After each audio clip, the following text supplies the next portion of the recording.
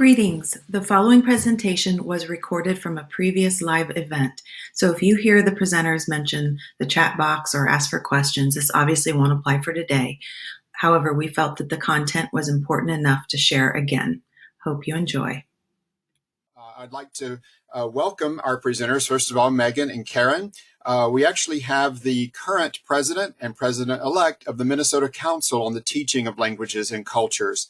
Megan is a classroom Spanish teacher, middle school. She also serves as a world language curriculum coordinator. She's very passionate about curriculum design and assessment practices, and she's also a frequent presenter at conferences. Karen is currently a peer coach in the same district in Minnesota. She's taught all levels and really has a wide range of expertise. She's very interested in integrating technology, personalized learning, intercultural competence, and of course, grading to promote proficiency.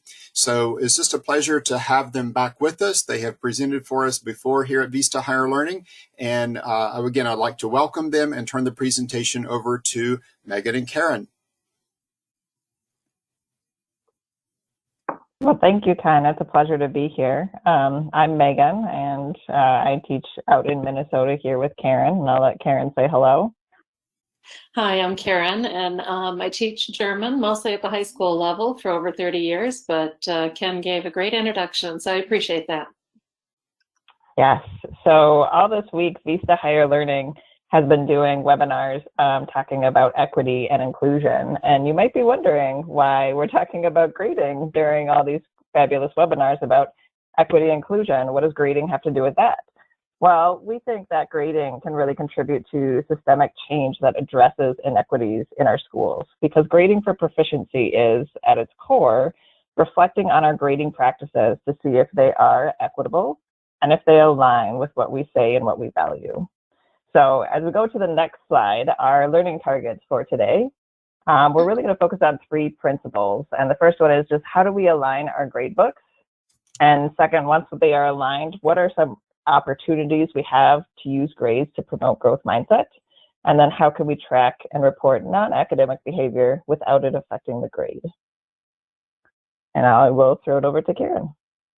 So we'd like to invite you for a moment to think back on the time when you were learning your language. So your own language learning experience, the fun, the enjoyable parts of it, the meaningful aspects, and just reflect for a couple of seconds on this question. What in your language learning experience brought you joy?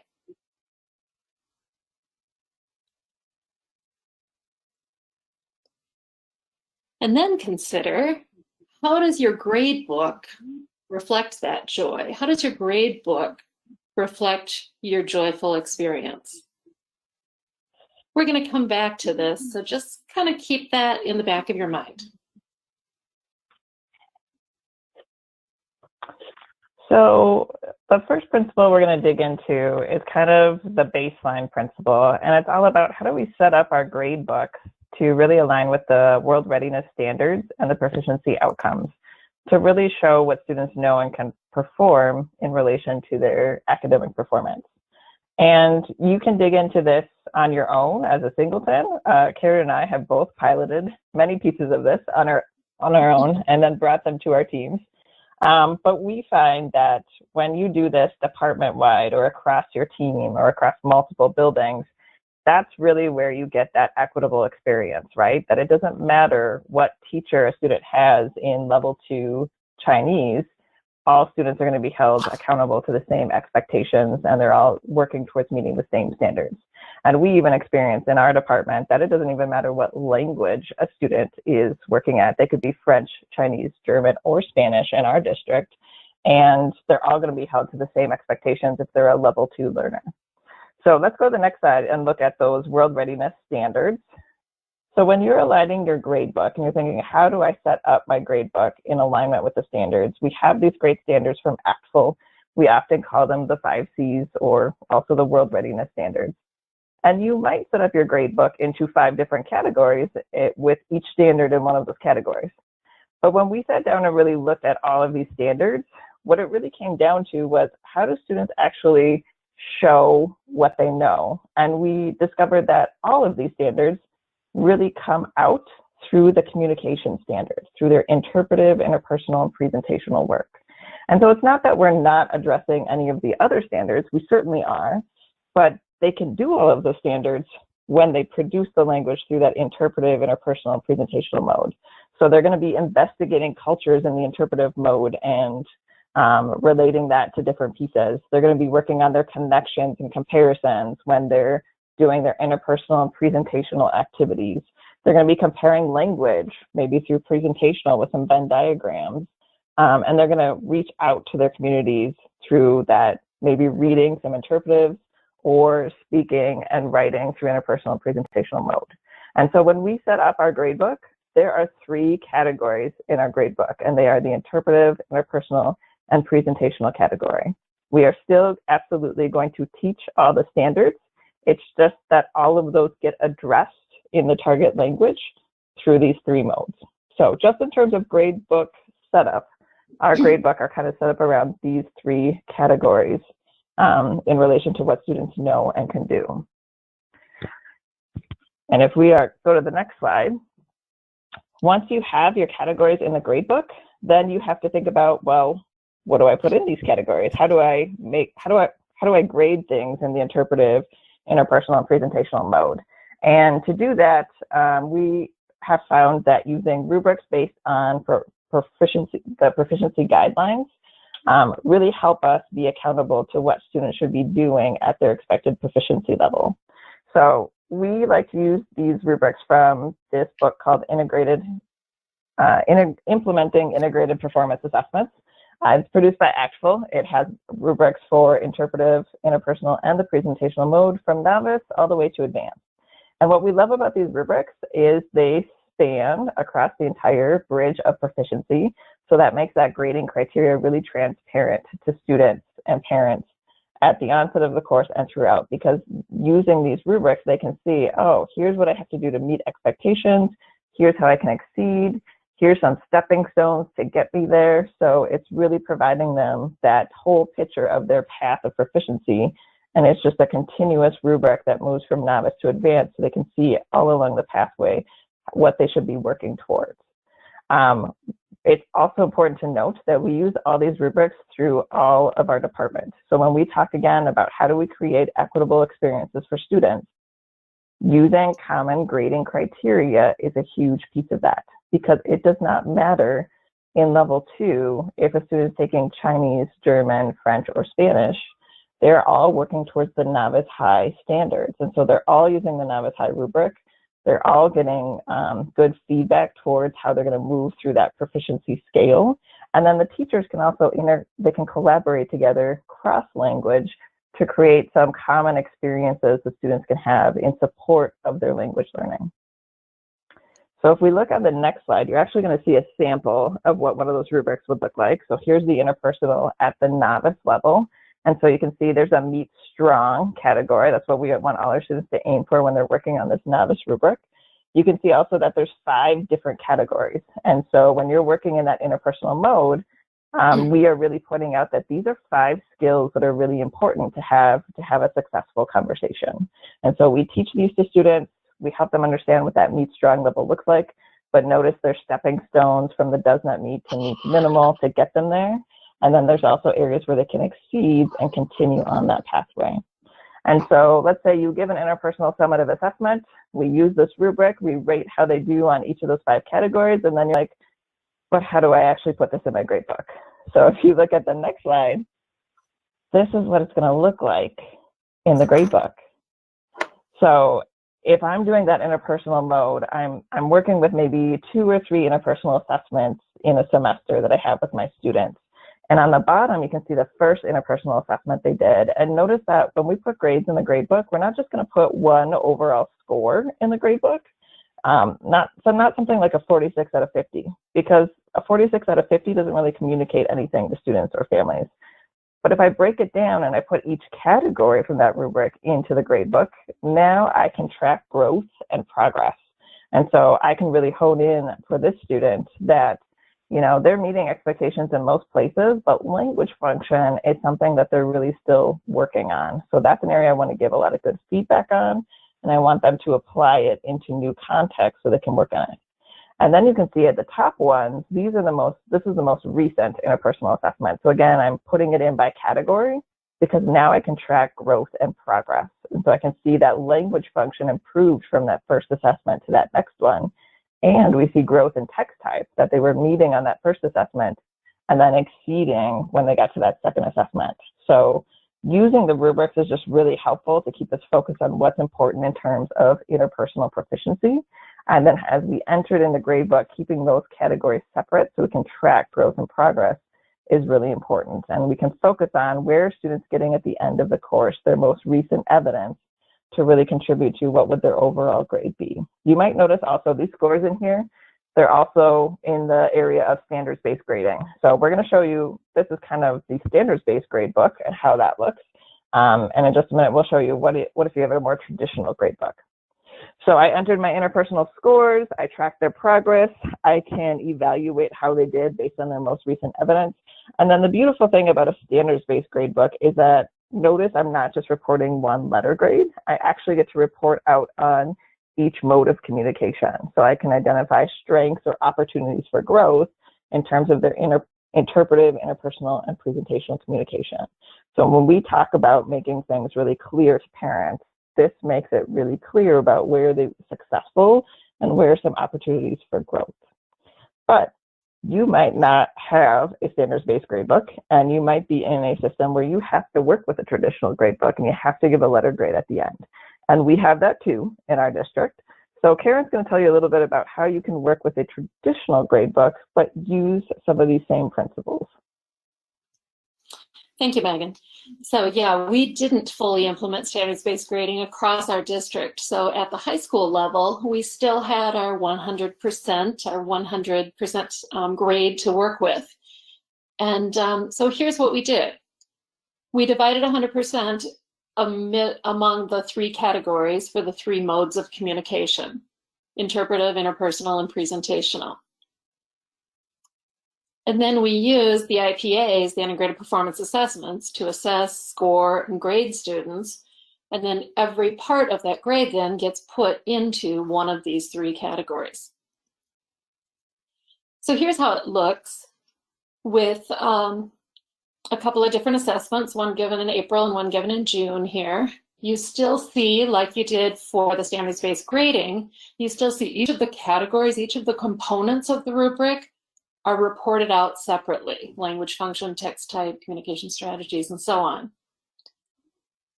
And the first assessment that they do was on the 10th, and you can see the scores there. And we scored it out of 10 points. So we did a 10-point scale: 10, 8.5, 7, and 6, because that is a lot easier to jump to when you're thinking in a 100-point scale. People know what a 10-point scale is and what it does.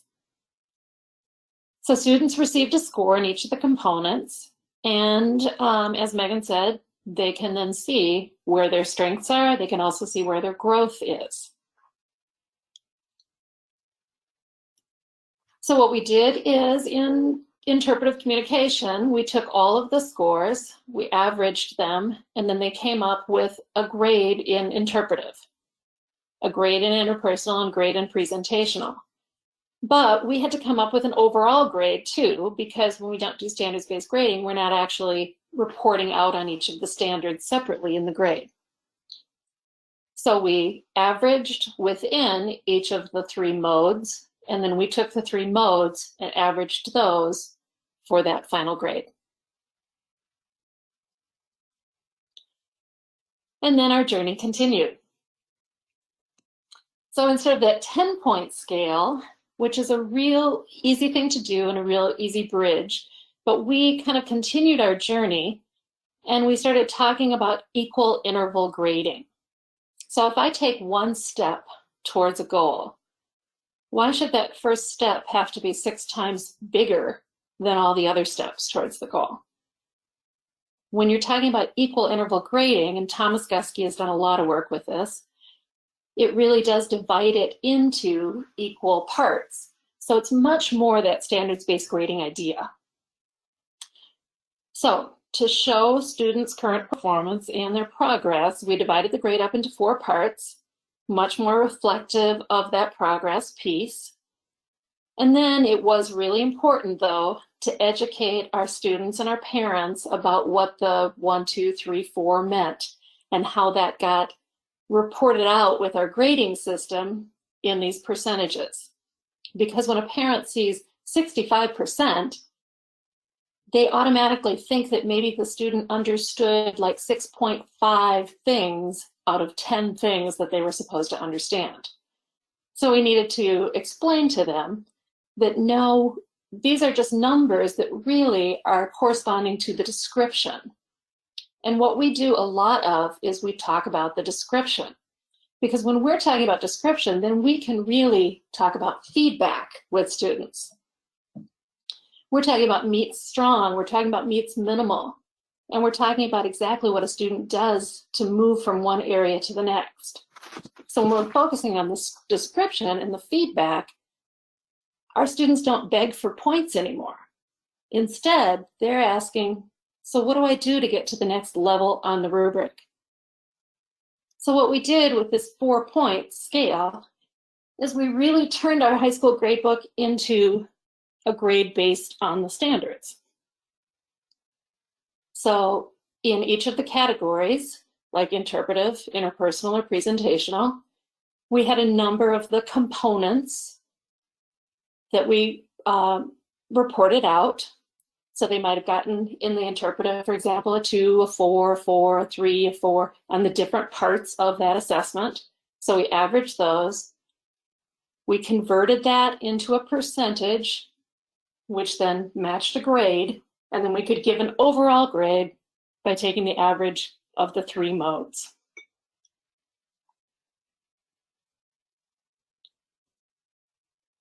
So after this first principle around the standards, we'd like to pause for a moment and just ask you to reflect. What grading opportunities do you have for alignment with world language standards and proficiency outcomes? And while you're reflecting on that, Ken, do you have a couple of questions that we might answer for folks? Yes, just one here, and I'm not sure this is the time to do it, but asking, can you show how this actually looks on gradebook? I think you might have just already answered that by showing us the visual. So the other one has to do, if you could repeat the name of the publication from ACFL, that would be helpful also. Yeah, absolutely. So we use the book. It's called Implementing Integrated Performance Assessments. And so you can find that on ACFL's website. We refer to it often as our Bible of how we can manage grades and proficiency and performance. And I think one other important thing to note in terms of, gradebook setup in all of these different models that we've talked about is that we have been able to use this premise of setting up our gradebook at both face-to-face environments. We used it in the spring when we moved to distance learning only environment. And we are using it now this fall with a hybrid environment. And so our gradebook setup has not changed despite the different models that we've moved through. It is still based on proficiency and ensuring that we provide those students that equitable experience. And this premise works in every single model that we have. So I think we'll go. Yeah, go ahead, Karen. Megan, that also, yeah, what we did was we took the standards and we said, how are we going to make our gradebook work with that? As opposed to working within our gradebook, we made our gradebook work for us. Yep. One more if you want. Let's talk about. Sorry, yeah. There's just one quick here from Parthena. How many typical IPAs do you give in a grading period, say a quarter? So kind of depends on the course, but we are semester-based courses. So I would say in a semester, for like our level Well, we're going to have to talk about it two ways, I suppose, Karen, because our middle school is different than high school. In our middle school, when we have a semester-based course, I typically go through about 3 units and 2 full rounds of IPAs, because one of my units I actually just make completely formative just to get feedback on my first one. And then so the second and third one have the actual summative assessments. And then Karen, you want to talk about high school a little bit? Sure. At the high school level, we have a block schedule. And so we have the students for a semester. So we have 2 terms with them. Within each term, we make sure that we do 2 complete cycles of the IPA. And we try to get 3 cycles in.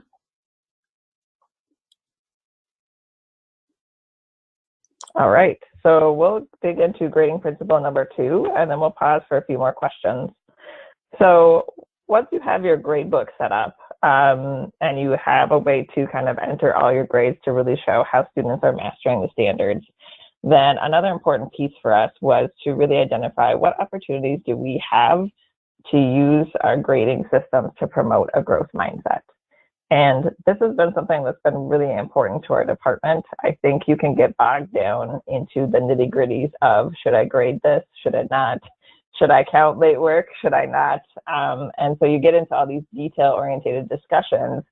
And I'd really encourage you actually to just set that aside and just think about, does this promote growth mindset or not? Because what we're seeing a little bit just in terms of the conversation with educators lately, particularly in social media, is if we're not really careful, growth mindset, we can really weaponize how we use growth mindset in our classrooms.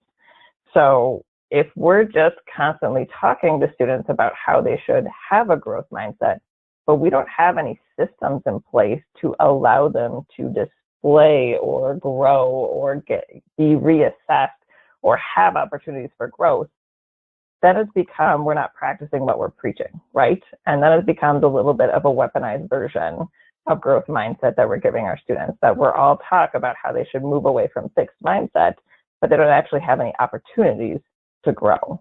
And so this is a really important principle for us too, that we're focusing on that feedback and that idea of continuous learning. And we're actually using our grade book and our practices around that to ensure that, you know, we are practicing what we preach, that we do want to encourage a growth mindset, and we have the grading systems in place to allow students to show that growth. So if you go on the next slide here, just to get you thinking about that. On the slide, we have a lot of different grading practices. Karen and I have probably all done all of them at some point. And we just want you to think about which of these principles and these practices, which of these practices actually do promote growth mindset. So when you allow retakes, does that promote growth mindset in your students? When you grade homework, is that promoting a fixed mindset or a growth mindset? When you offer penalty-free practice, does that promote a fixed mindset or a growth mindset? So again, we're moving away from digging into the details of should this or should this not go into the grade book, and just taking that holistic approach of how do we use our grading practices to really promote growth mindset in students. So if you look on the next slide, we believe that these principles that are outlined in green are promoting growth mindset. So it's things like allowing retakes, accepting late work for credit, feedback before summative assessment, penalty-free practice. Those are things that are going to promote growth in our students. And the other ones promote or kind of live in that realm of more of a fixed mindset practice. And so, again, really important to think about what are the practices that we're using and how might they be aligning with that growth mindset. So if we look at we dig into maybe one of these principles a little bit deeper on the next slide, we can think about the term assessment. And so if we don't offer opportunities for relearning and reassessment, then our students can live in this world of a fixed mindset where they think, I failed this first test or this second test or this third test. And now that that's in the grade book, I'm never going to be able to do better in this class.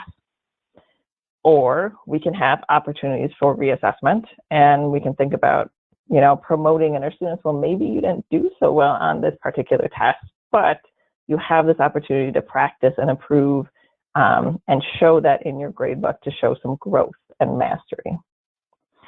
Now, often with assessment and growth mindset and reassessment, we think in terms of retakes, right? That if they don't do well on that first assessment, they're just going to retake it and move on. And I would say both Karen and I have done that. And we are always a big fan of retakes.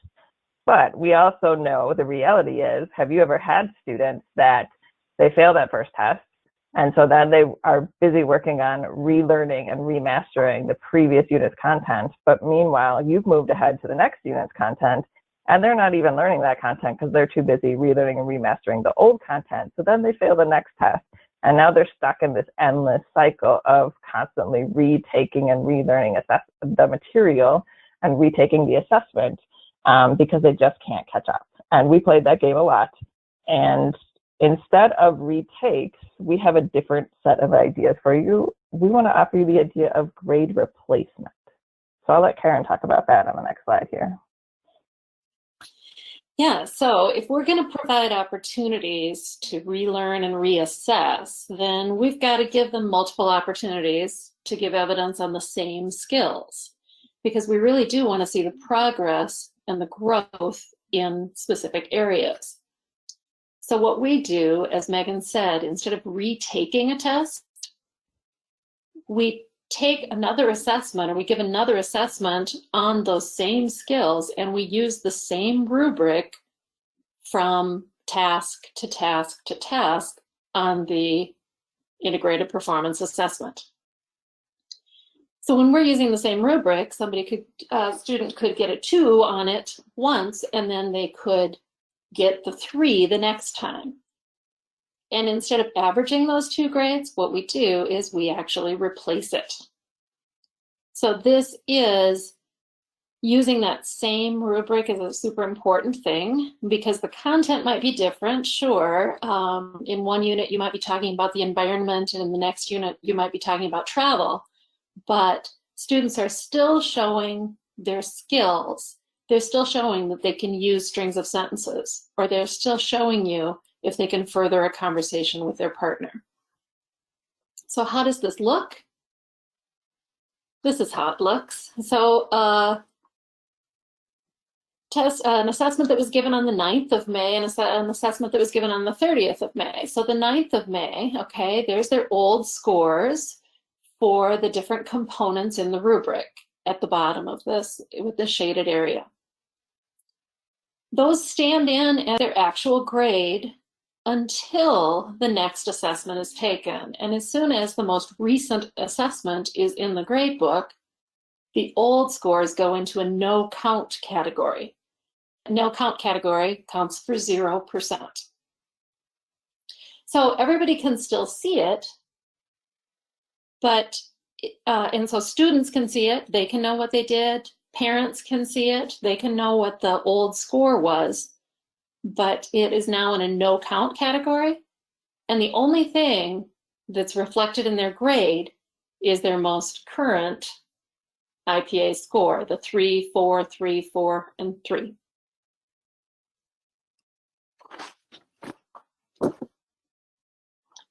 Megan, are you there? So that's one, I am.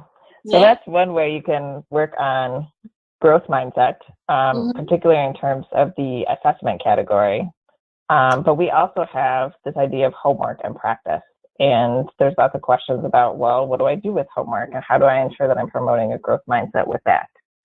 So fixed mindset ideas, if students are unsure about how to do the homework and they know it's going to be graded, this is where cheating comes from, right? Because why do students cheat? Because they don't know how to do something. And if we are grading all of their practice, then they're becoming less likely to take risks with a language. And that's something we really want to encourage in our learners, because that's how they grow their proficiency. They have to take those risks and try things out with the language in order to move up that proficiency scale.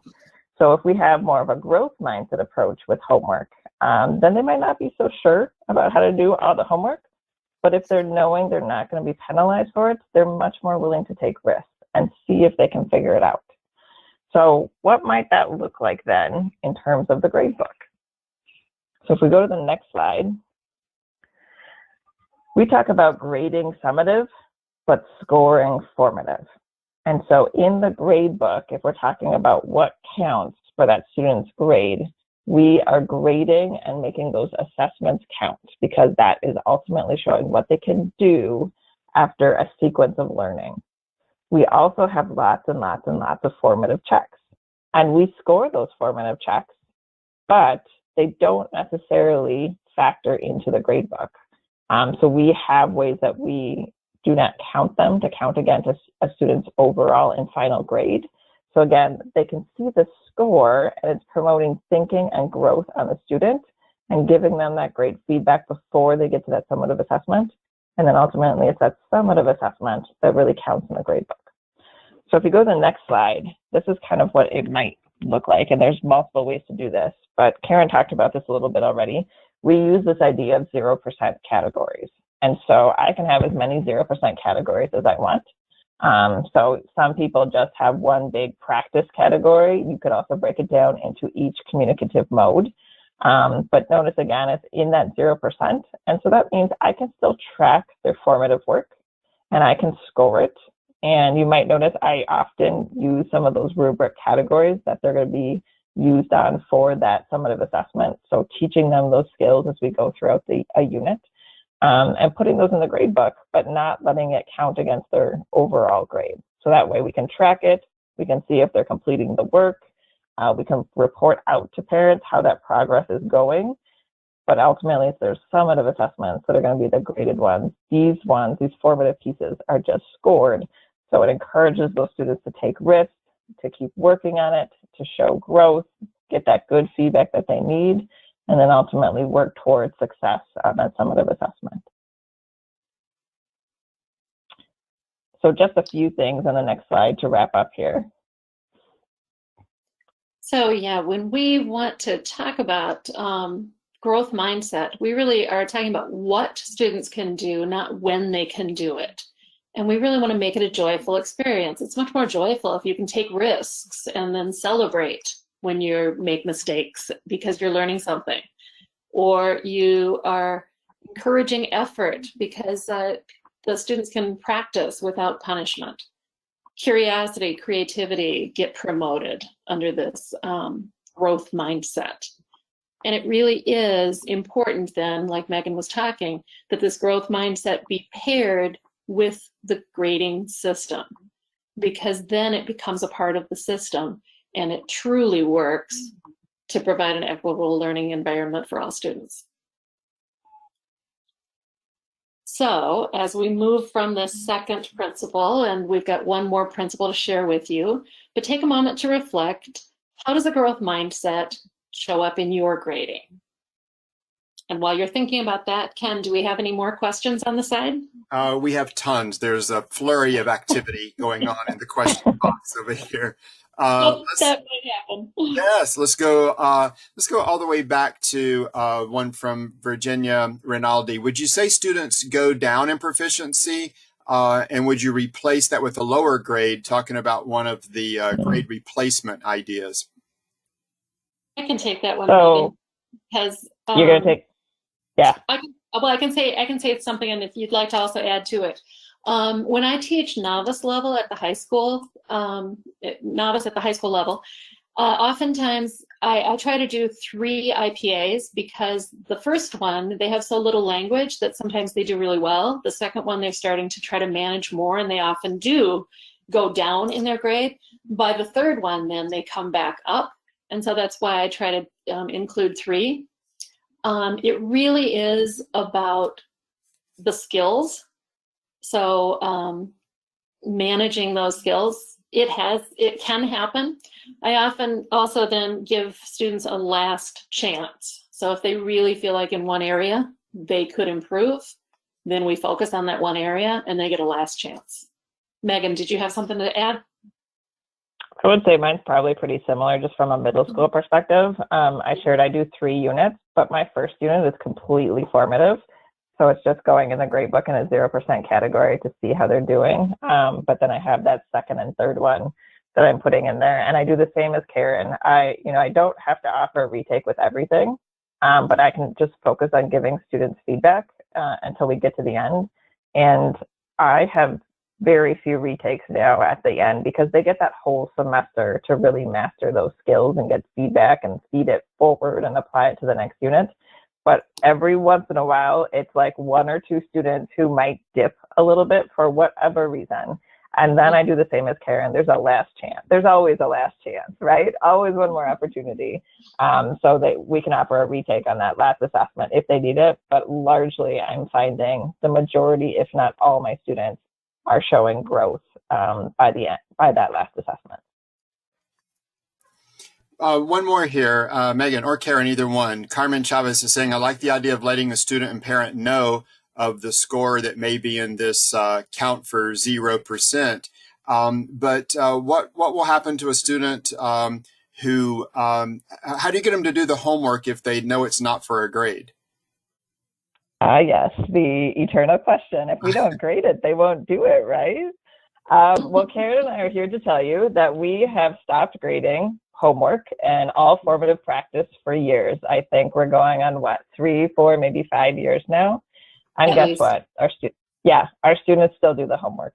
What we found has been really helpful is just actually the parents just really want that reporting process, right? I think that's what this person who was asking the question commented, that idea that we're still actually reporting progress and we're putting it in the grade book.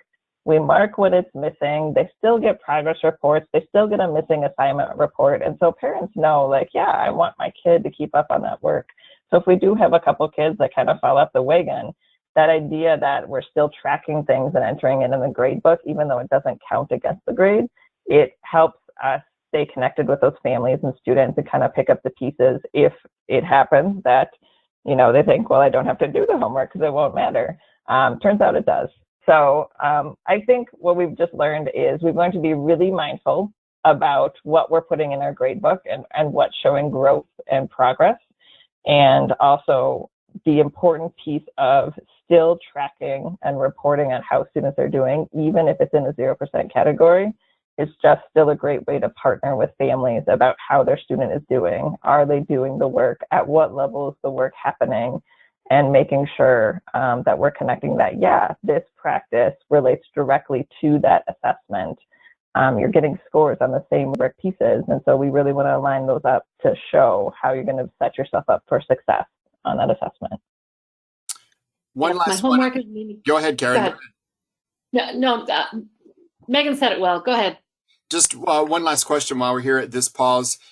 This one is from Vanessa Pavon. She's saying, how do you get kids to put their best effort in the first time around, knowing that there's always a fallback to do a retake or a grade replacement? How do you get them to put their best effort forward? Let me take that one because it's very similar to the last answer in a way. If I don't make my homework meaningful, then there's no reason for students to do it. If I don't make that first experience meaningful for them and give them really good detailed feedback on how they're doing, then there really might not be a reason for them to do that the first time. But if they really want the feedback, they're going to have to give me some evidence of what they know and can do, and then we have something to talk about.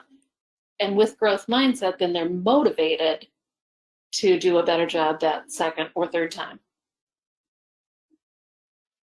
Yeah, I would just add too that we really strive in the classroom once we move to these performance-based rubrics and really kind of have that bigger pathway to proficiency, just aligning all of our formative practice to that rubric and just being able to do a formative interpersonal task and then just walk around and say, oh, that was a great basic question. That meets expectation level. Or, oh, I heard an appropriate question. What a great way to follow up on your partner's idea and show that you were listening. You are getting to exceed expectation. And so just that process of mimicking what we're looking for in terms of performance on that assessment through all of our tasks and giving them that feedback in the moment as we're working in class, that alone is just such a huge motivator of, okay, I'm feeling confident, I'm feeling ready, I've had all this great practice aligned to that assessment. I'm ready to have that conversation, or I got all this great feedback and I've made these revisions, and now I'm going to submit my very best polished product for that presentational assessment. So lots of different working pieces, but I think for us, because we've gotten to focus so much more on the feedback instead of always getting stuck down in the grades, that's been a huge piece to motivating students to really put their best work forward. And for students who might be motivated by a grade, remember that grade does hang out there as their real grade until they take the second one. So if they want to see it looking better, or if their parents want to see it looking better, that does motivate some students too. Just a clarification here, question from earlier in the webinar. So only, do any other grades go in the grade book other than IPAs? Great question. So lots of grades go in the grade book, but the only ones that actually will affect what their overall score is, the final for that class, is going to be their IPAs, that summative assessment piece. Got it. All right, so why don't we, Karen, go to that last grading principle, and then we'll take a couple more questions. Sounds good. So before we tell you about the last grading principle, we want to give you a feel for it. So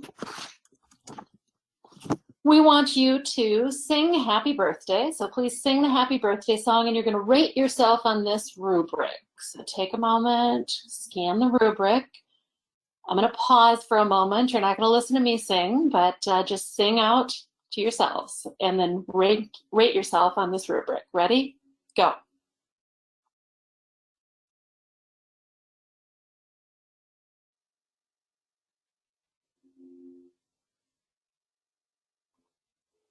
All right. Did you give yourself a 1, 2, a 3, or a 4? Remember that score. Oh, but wait a minute. Were you a little bit late to the session tonight? You better take a point off. And you weren't checking your email at all, were you? Or maybe be a little bit distracted? You better remove some points, because that's not the appropriate behavior here. If you're not participating to 100% of your ability, or maybe you need a little more time, I'm sorry. So what we find is that we have these great rubrics, and then so often we mess them up when we start mixing what the academic outcome is, what students really know and can do, and we start mixing in how they behaved. And we start counting that and then trying to change their spot on the rubric because of those things. So that essentially is grading principle number 3, in terms of how do we track and report this non-academic behavior, these things that we know are important for successful learning, but do it in a way that doesn't impact the student's grade. So we really want to try to separate behaviors from academics. So if you go on the next slide. So Karen and I have seen a lot of different rubrics. And I would say that this one I often see in a lot of classrooms, and it's from Ben Slavic in his book, and it's called the interpersonal communication rubric. But when you read this rubric, is it really grading the interpersonal standard, or is it grading behaviors that might contribute to successful interpersonal conversations? And I would say what's on here is a lot of behaviors that are probably really important to teach, right? We want our students to help co-create things, and we want them to maybe use stop signals or be consistent with the signals that they use, or, you know, show leadership skills, not blurt out, not use English. Those things we know make a successful language learning experience. And so we should teach those things, and we should absolutely, we can score those, and we should have students self-assess those. But we don't have to make those count in the grade book. We can find ways to report that separately. So one of the ways this could look like, if you go on the next slide, this is something we use at our middle school. There's lots and lots of different versions of this thing called behavior rubrics or personal management rubrics. And so I encourage you to find something that works for you. But at our middle schools, all the middle school teachers report out a behavior separately. And so we're rating behavior, effort, and timeliness. using the scale here. And again, self-assessment is great to incorporate, so students rate their own work. Again, we're reporting out in the gradebook. You can report out in a separate piece if you're in a standards-based gradebook, or if you're in a traditional gradebook. Again, you can have as many 0% categories as you want, right? And so you can report out on these things and send them home with progress reports and teach these things because they're important for that language learning and successful experience. But it doesn't have to muddy the grade, and we can really keep that academic piece separate from the behavior piece. So if you go to that next slide, what does that look like? If you're in a true standards-based report card, then the beauty of that is you can report their academic scores. So I can report how they did on interpretive, interpersonal, and presentational communication. But I also can have a separate place where I might report out on behavior as well.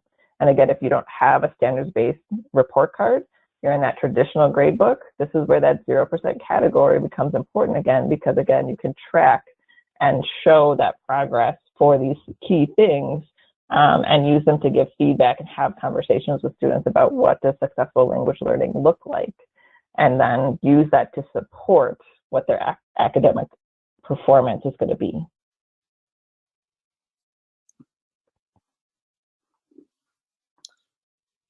So we're here to our last reflection question. So think about, how can you report behavior separately from what students know and can do within the standards? And we'll take a few more questions here, and then we have one closing remark. Thank you, Karen. This seems like a burning question here from Renata Klein. What happens at the end of the year if a student does not meet expectations? Oh, great question. Well, Karen and I can probably attest that that has happened to both of us. We'd work really hard to give them the feedback and give them lots of opportunities and relearning and reassessment. But there are times that it's going to come down to the end of the course and that student may not meet expectations. And so there's a couple things. One is, we're always providing that last chance opportunity. So if they're not yet at the level they want to be, or they're not meeting expectations on that last assessment, then there's always that retake opportunity on the last one. And the other thing that's also really important is, of course, we want to work really as hard as we can, but I also encourage in my department that, sometimes we're just planting seeds and they're going to grow later. So work really hard for your students, but also know, the reality is sometimes they're not ready to always hear that message. And so you just keep on planting those seeds and encouraging that growth. They will pick it up at some point. It just might not be with you, and it might just be somebody else down the road. Karen, do you have any thoughts to add to that? Yeah, so I have had students repeat a level. I've had students move then from German into French, and with being familiar with the rubric, they kind of almost have a step up on some of the students there, and so they might be more successful, but it's still new material, even if it's the same grading system. The other thing that I just want to point out that kind of goes along with this is, what if a student doesn't actually take the assessment? What if they don't do it? And we had a couple of instances of that happening. And so what we had to do was come up with a no grade. And so we gave them a no grade until they came in, because if we didn't have the evidence of what they could do, there was no way that we could assign a grade to them. So then we had to really work closely with our administration and make sure that that student was able to provide us some evidence of what they could do. So that was a little bit more answering another question in addition to the one that you gave me. Thank you both. And Megan, I love your metaphor there of planting seeds. I've often used the building the cathedral, the temple, the synagogue metaphor, because we will probably never see the fruits of our labor until many years later. One very specific question that I thought was interesting: do you ever give the partial points, kind of go in between the rubric, the 0.25, the 0.75, or is that too tedious? We don't do that. That is such a good question. Yeah, we don't, but we have had many conversations on that. And I can maybe share a little background knowledge on why. And one of the things I think when you move to this shift of You're actually assessing performance and not, just counting things right and wrong. It's moving away from like this point-based thing where you're just trying to rack up points. And it's really about looking at, where are they performing most consistently on this rubric?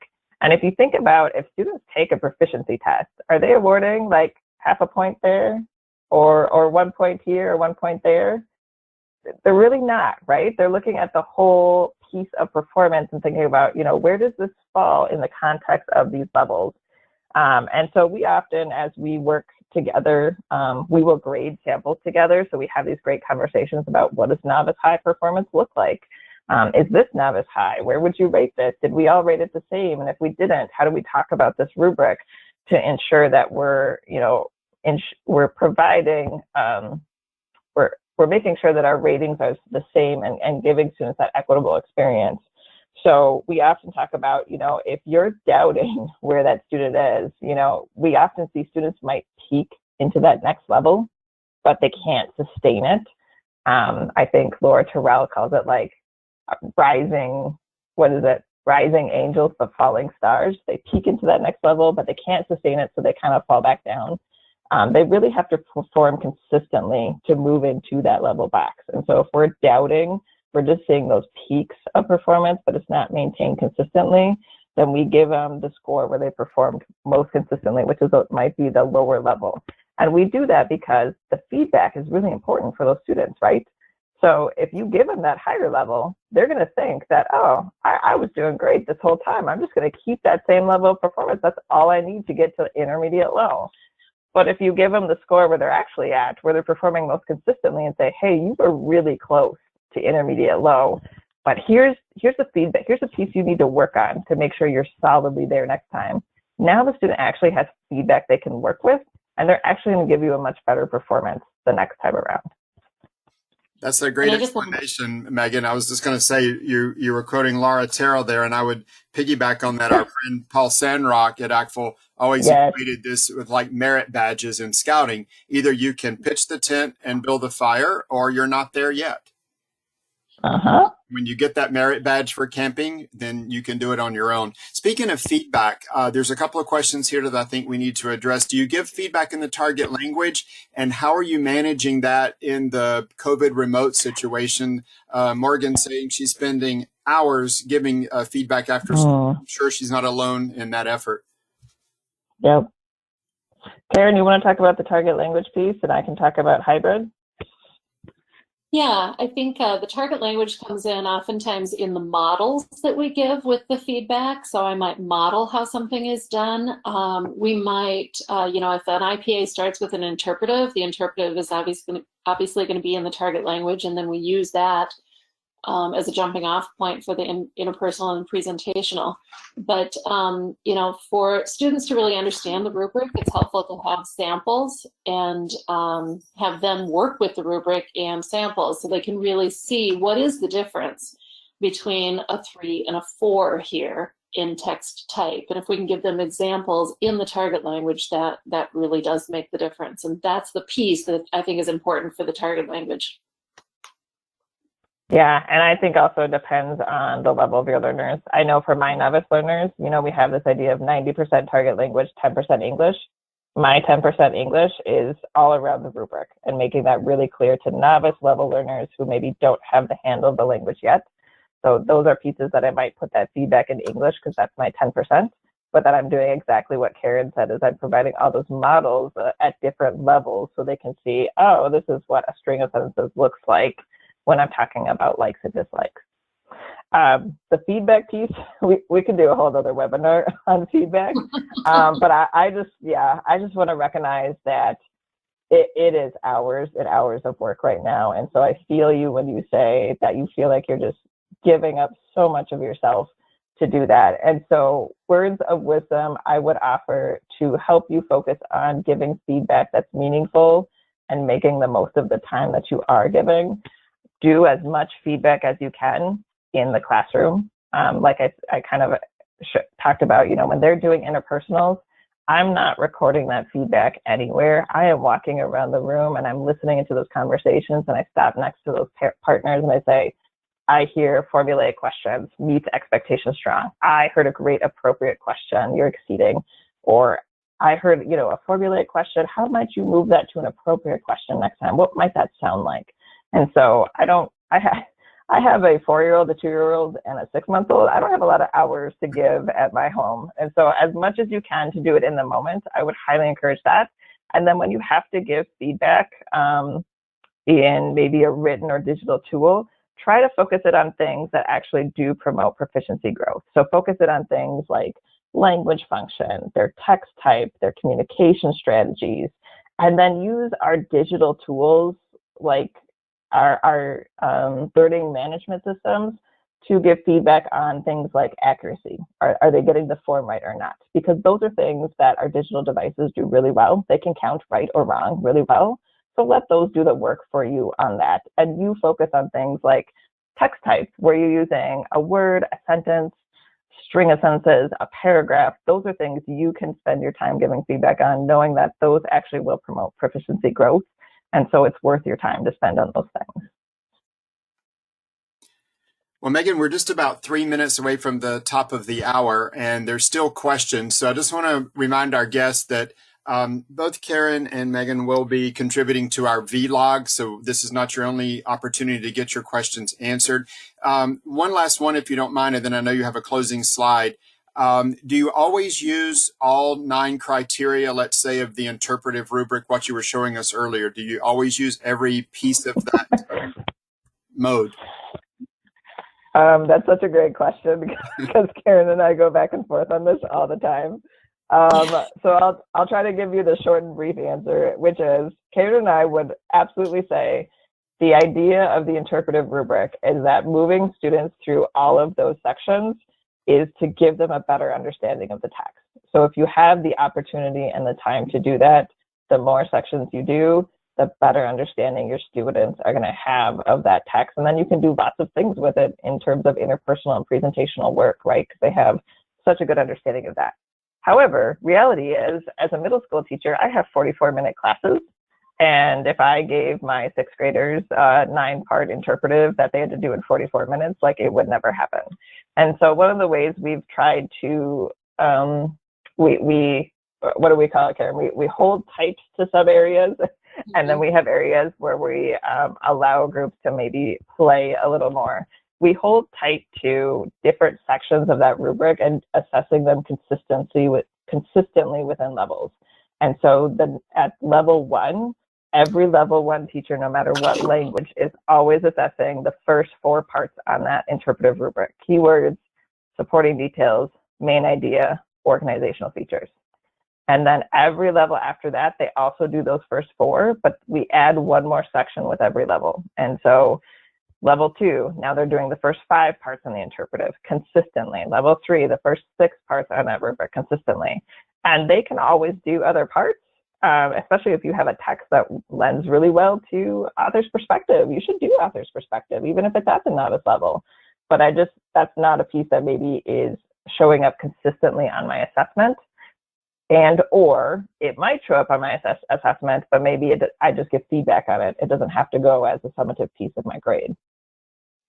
And let me just say too, from an equity standpoint, there are students who enter a text through the details, and there are students who enter the text through the big ideas. And so when we cut out parts of those, we might be cutting out a way in for a specific student. So just be mindful of that, and that's why we try to keep those. Yeah, and that balance between like the literal components versus the inferential components is really important, so that you're just giving those students chances at each. Right. So I want to just bring us back to this question at the end here. Thinking about joy, and how does your gradebook reflect your joyful experience? So when you think about the grading principles that we shared, how might joy re-enter your grading?